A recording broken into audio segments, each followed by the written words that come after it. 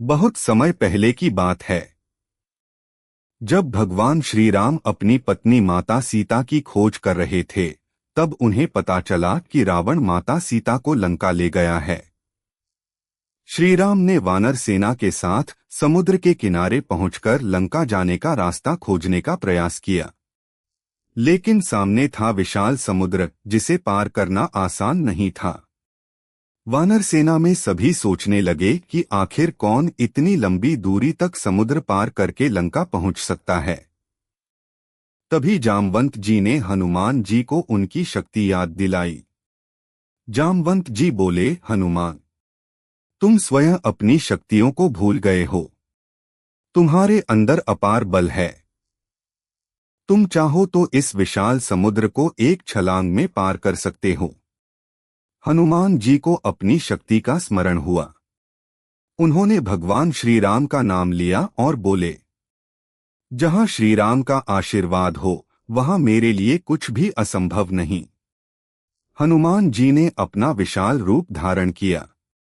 उन्होंने पर्वत के समान अपना शरीर बढ़ाया और समुद्र की ओर देखा। फिर उन्होंने जोर से पुकारा, जय श्री राम, और एक ही छलांग में आकाश की ओर उड़ गए।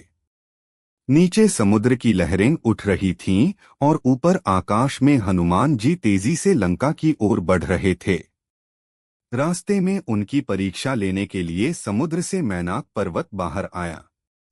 उसने कहा, हनुमान जी, कुछ देर मेरे ऊपर विश्राम कर लीजिए। हनुमान जी ने विनम्रता से कहा, आपका बहुत धन्यवाद, लेकिन मेरे पास रुकने का समय नहीं है। मुझे माता सीता की खोज करनी है।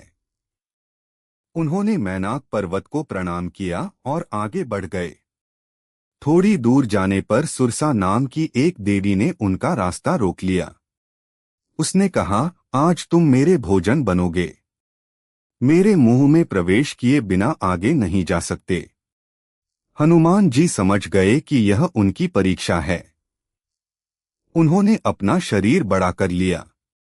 सुरसा ने भी अपना मुंह और बड़ा कर लिया। हनुमान जी और बड़े होते गए और सुरसा भी अपना मुंह बढ़ाती गई। अचानक हनुमान जी ने अपना शरीर बहुत छोटा कर लिया और तुरंत सुरसा के मुंह में प्रवेश करके बाहर निकल आए।